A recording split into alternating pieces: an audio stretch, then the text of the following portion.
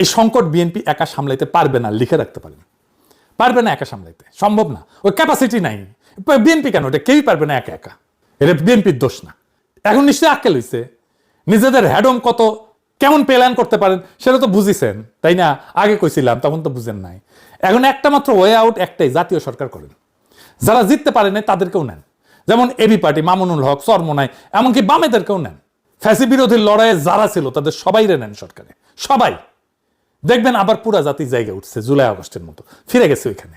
এটা জাতীয় ঐক্য তৈরি হয়েছে, নতুন আশার সঞ্চার হয়েছে জাতির মধ্যে।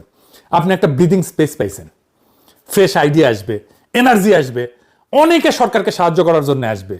দুনিয়াতে এরকম অনেক মানুষ আছে বিনা স্বার্থে দেশের জন্য কাজ করে দেবে। যদিও বাংলাদেশে ধান্দাবাজ ছাড়া কাউকেই দেখেন নাই আপনারা, কিন্তু এখনো অনেক মানুষ আছে যারা বিনা স্বার্থে সবকিছু ত্যাগ কইরা দেশের জন্য কাজ করবে। ওই লোকগুলারে পাইবেন। যাই হোক, আমি এটাও জানি কিছুই করবে না বিএনপি, এই আমার এই পরামর্শ শুনবে না। আর যেই দিন ফেল করবে সেদিন পাছা চাপড়াইবে, আর তখন আমরা আজকের ভিডিওটা দেখামু আর শুনামু। আজ বুঝবা না, বুঝবা কাইল, পাছা চাপড়াইবা আর